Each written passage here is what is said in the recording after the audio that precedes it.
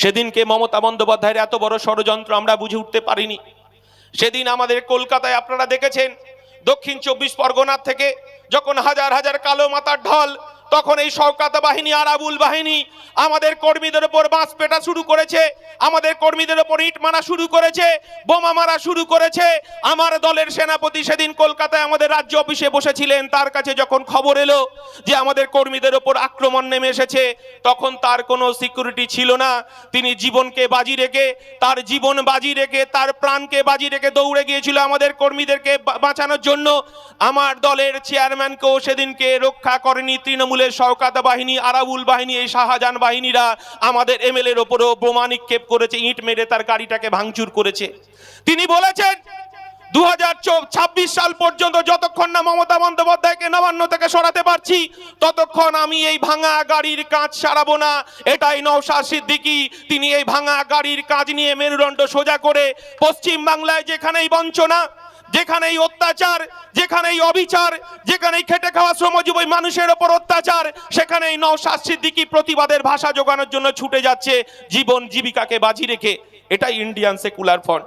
আমরা সেদিনকে দেখলাম যেভাবে মমতা বন্দ্যোপাধ্যায়ের পুলিশ আমাদের ওপর ঝাঁপিয়ে পড়ল, তখন আমার দলের চেয়ারম্যান, আমার দলের সেনাপতি বলছে, আমি একজন আইনসভার সদস্য, আমি একজন বিধায়ক, পশ্চিমবাংলার মাননীয় মুখ্যমন্ত্রী তিনি পুলিশ মন্ত্রী, তিনি যখন আমাকে নিরাপত্তা দিতে পারছে না, এই বাংলায় আমার গরিব খেটে খাওয়া শ্রমজীবী মানুষ, আমার মায়েদের কোনো নিরাপত্তা নেই, তাই যতক্ষণ না আরাবুল এবং শওকতকে গ্রেফতার করা হচ্ছে, চলো চৌরঙ্গি চলো। আমরা সেদিন চৌরঙ্গিতে বসে অবস্থান বিক্ষোভ শুরু করেছিলাম। কিন্তু আমরা দেখলাম মমতা বন্দ্যোপাধ্যায়ের পুলিশের এত বড় ষড়যন্ত্র, মমতা বন্দ্যোপাধ্যায়ের এত ষড়যন্ত্র, হাজার হাজার পুলিশ আমাদের নেকড়ের মতো ঝাঁপিয়ে পড়লো, আমাদেরকে টিয়ার গ্যাস, আমাদেরকে মারতে মারতে। আপনারা জানেন নাসির বাবু 42 দিন জেল খেটেছে আমাদের সঙ্গে, আপনারা নাসির বাবুকে চেনেন। কিন্তু আমরা কি দেখলাম, মমতা বন্দ্যোপাধ্যায় ভেবেছিল যে আমাদেরকে ধমকে চমকে পুলিশের তাড়া দিয়ে, আমাদেরকে পুলিশের লাঠি কাঁদানে গ্যাস দিয়ে ধমকে চমকে আইএসএফ কে নিকেশ করতে চাইছে। অত সোজা আইএসএফ রক্তবীজ আমাদেরকে মেরে ধরে চমকে।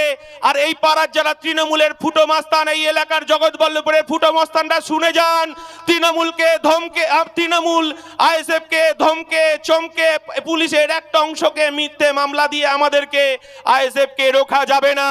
আবার আমরা 21 তারিখ ধর্মতলায় ডাক দিয়েছি, গরিব খেটে খাওয়া শ্রমজীবী মানুষের অধিকারকে পুনঃপ্রতিষ্ঠা করতে হবে, প্রধানমন্ত্রী আবাস যোজনার ঘর দিতে হবে। সে আমার দলের চেয়ারম্যান বলছে, সে বিজেপি হতে পারে, সে তৃণমূল হতে পারে, সে কংগ্রেস হতে পারে, সে সিপিএম হতে পারে। গরিব মানুষের যাদের মাটির ঘর, যাদের টালির ছাউনি, যারা ছিটে বেড়া করে আছে, যারা কঞ্চি দিয়ে বাস করছেন, যারা ত্রিপল দিয়ে আছেন, সে তৃণমূল হলেও তাকে প্রধানমন্ত্রী আবাস যোজনার ঘর দিতে হবে। আর তৃণমূলের যারা ফুটো মস্তান, যারা সিন্ডিকেট, যারা দালালি করে বেড়াচ্ছেন, যাদের দোতলা তিনতলা বাড়ি প্রধানমন্ত্রী আবাস যোজনার আবাস প্লাস তালিকায় নাম আছে, তাদের নামকে বাদ দিতে হবে। আমরা আবার 21 তারিখে ডাক দিয়েছি, গরিব খেটে খাওয়া শ্রমজীবী মানুষের 100 দিনের কাজের অধিকারকে ফেরত দিতে হবে, তারা 100 দিনের কাজকে দিতে হবে। আমরা কি দেখলাম, একটা নাটক। 6 ফুটের লাঠির ঘা খেয়ে কল্যাণ ব্যানার্জি সহ তৃণমূলের সাংসদ ভাইপো দিল্লি থেকে পালিয়ে এসেছে। দিল্লি বলে দিয়েছে যে বেশি বাড়াবাড়ি যদি করো এই 100 দিনে সিবিআই লাগাবো। আমরা বলেছি যাহাই বিজেপি তাহাই তৃণমূল, মুকুল রায় বলে দিয়েছে। 2 বছর আগে বিজেপির পঞ্চায়েত মন্ত্রী গিরিরাজ সিং পশ্চিম বাংলার পঞ্চায়েতে অডিটের লোক পাঠিয়েছিলেন, তারা লোক পাঠিয়েছিলেন। তিনি বললেন যে কোটি কোটি টাকার জব কার্ডের দুর্নীতি হয়েছেন। 2 বছর চুক্তি করে বসেছিলেন, আর ভাইপো যখন টাকা চাইছে তখন বলছে বেশি বাড়াবাড়ি করলে সিবিআই লাগাবো। এই বিজেপি আর তৃণমূল এই পশ্চিম বাংলার গরিব খেটে খাওয়া শ্রমজীবী মানুষকে ধর্মের ভিত্তিতে ভাগ করছে, তারা বাইনারি পলিটিক্স করছে। তৃণমূল আর বিজেপি সেটিং করে নিয়েছে, বিজেপি আর তৃণমূল বাদে কোনো রাজনৈতিক দল থাকবে না পশ্চিম বাংলায়। সেই কারণেই কখনো আইএসএফ কে মুসলমানের দল বলছে, কখনো বিজেপি দালাল বলছে, নাটক। আমরা দেখলাম 100 দিনের কাজকে কেন্দ্র করে রাজভবনের, আপনারা দেখেছেন অভিষেক বন্দ্যোপাধ্যায় মাচা বেঁধে বিক্ষোভ শুরু করেছে, দেখেছেন না আপনারা? ওখানে সব সময় 144 ধারা থাকে। সেখানে দুজনের বেশি গেলে পুলিশ জিজ্ঞাসা করে কোথায় যাচ্ছেন। আর আমরা দেখলাম এই 100 দিনের কাজকে কেন্দ্র করে, কারণ গরিব মানুষের যখন গুঁতো খাচ্ছে, গরিব মানুষ যখন বলছে আমার কাজের অধিকারকে ফেরত দিতে হবে, 100 দিনের কাজের টাকা দিতে হবে, আর গরিব মানুষকে ভাঁওতা দেওয়ার জন্য এই ভাইপো আর পিসি নাটক করছে। আমরা সেটিংটা কোথায় দেখে নিন। আমরা গরিব মানুষ, খেটে খাওয়া মানুষের অধিকার রক্ষার লড়াইয়ের জন্য যখন আমরা ধর্মতলায় আমরা 21শে জানুয়ারি আমাদের দলের প্রতিষ্ঠা দিবসের দিন আমরা গরিব মানুষের অধিকারের কথা বললাম, তখন দেখলাম মমতা বন্দ্যোপাধ্যায় পুলিশ দিয়ে আমাদেরকে বেধড়ক মারা হলো, কাঁদানে গ্যাস ছোড়া হলো। আর রাজভবনের গেটের সামনে ভাইপো মাচা বেঁধে 4 দিন 5 দিন 6 দিন 10 দিন বসে রইল। আর এই মমতা বন্দ্যোপাধ্যায়ের পুলিশ তাকে পাহারা দিল। গরিব মানুষকে বোকা বানানোর জন্য, ধোকা দেওয়ার জন্য এই নাটক। আমরা বলছি নাটক আমরা বুঝি না, আমাদের পেটে খিদে আছে। আমার বাংলার গরিব খেটে খাওয়া শ্রমজীবী মানুষের বেকারের পেটের জ্বালা। আপনারা চাকরি চুরি করেছেন, আর কতকাল আমরা সহ্য করব? আমাদের অধিকারকে ফেরত দিতে হবে। কিন্তু আমরা কি দেখলাম যে ওখানে মাচা বেঁধে বসে রয়েছে। আমরা বলছি তৃণমূল বিজেপির নাটক আমরা বুঝি না, নাটক আমরা অনেক দেখেছি। আমাদের চেয়ারম্যান, আমাদের দলের বিধায়ক, তিনি তার প্যাডে প্রধানমন্ত্রীকে চিঠি লিখেছেন যে পশ্চিম বাংলায় গরিব খেটে খাওয়া মানুষের 100 দিনের কাজের অধিকারকে ফেরত দিতে হবে, অধিকারকে ফেরত দিতে হবে। আর যে তৃণমূলের দালালগুলো এই জব কার্ডকে চুরি করলো, প্রধান এমএলএ থেকে শুরু করে গ্রামের সদস্য সুপারভাইজার, তাদেরকে শাস্তি দিতে হবে। তখন আইএসএফ এর উপর পুলিশকে লেলিয়ে দিচ্ছে এই সরকার। আমি বেশি কথা বলবো না, অনেক বক্তারা আছেন। আমাদের প্রাণপ্রিয় ভাইজান, আমাদের দলের সেনাপতি, আমাদের দলের চেয়ারম্যান আর কিছুক্ষণের মধ্যেই ঢুকবে। শুধু এই কথাটা বলি, তৃণমূলের চোখে চোখ রেখেই আমাদের লড়াইটা করতে হবে। গরিব খেটে খাওয়া শ্রমজীবী মানুষের অধিকারকে ফেরত দিতে হবে। শুধু এই কথা বলবো যে এই পশ্চিম বাংলায় মমতা বন্দ্যোপাধ্যায় সব থেকে বড় অপরাধ।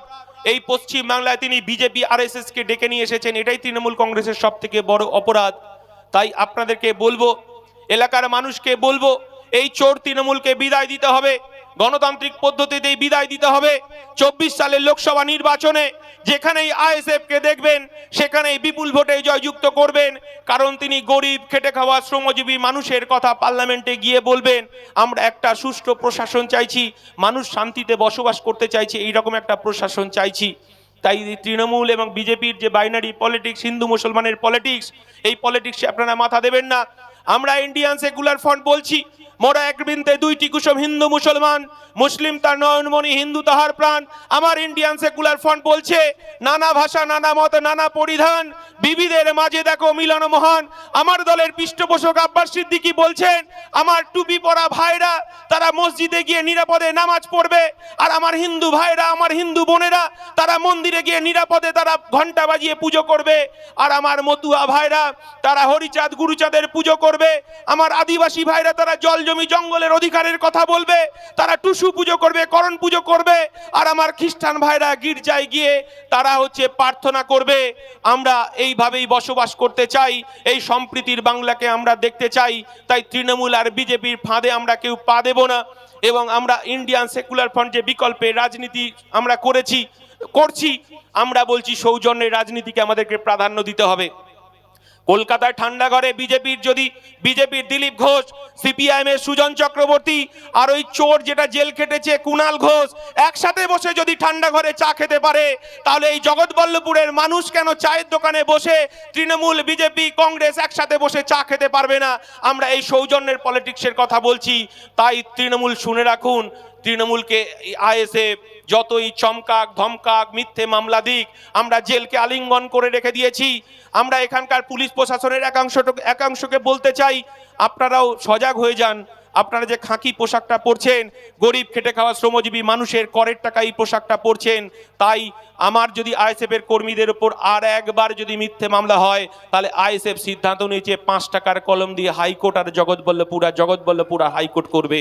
এই কথাটা বলে সবাই ভালো থাকবেন, সুস্থ থাকবেন। আমাদের লড়াই সিভিক ভাইদের জন্য, তাদেরকে 8,000 9,000 টাকা যে বেতন দিয়ে তাদেরকে যেভাবে খাটাচ্ছে পুলিশরা, তাদের হাত পাটে পাচ্ছে, বাড়ির বাজার করছে। আর সিভিক ভলেন্টিয়ার্সদের বলছি, তৃণমূলের দালালিটা কিন্তু ছাড়তে হবে। তৃণমূল খুব বিপদে আছে। শাহজাহানকে মমতা বন্দ্যোপাধ্যায়ের পুলিশ খুঁজে পাচ্ছে না। শুনে রাখুন, উন্নয়ন তিহার জেলে শুয়ে রয়েছে। পার্থ চট্টোপাধ্যায় বান্ধবীকে নিয়ে প্রেসিডেন্সিতে শুয়ে আছে। আর হচ্ছে বালু, জ্যোতিপ্রিয় মল্লিক, তার নাকি সুগার হয়েছে। তার তোমার সুগার হয়েছে, তোমাকে কে চাল চুরি করতে বলেছে? কেউ বলেছে? পশ্চিমবঙ্গের মানুষ জেলে আছে। তাই ফুটো মস্তান যারা আছেন তারাও সাবধান হয়ে যান, দিনকাল খুব খারাপ, মানুষ পরিবর্তন চাইছে। আর পশ্চিমবঙ্গের পুলিশ যদি দুদিন নিরপেক্ষ থাকে, পশ্চিমবঙ্গ থেকে তৃণমূল নিকেশ হয়ে যাবে, তৃণমূল সাইনবোর্ডে পরিণত হবে। সবাই ভালো থাকবেন, সুস্থ থাকবেন।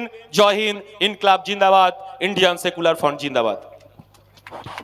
ধন্যবাদ বিশ্বজিৎ মাইতি মহাশয়।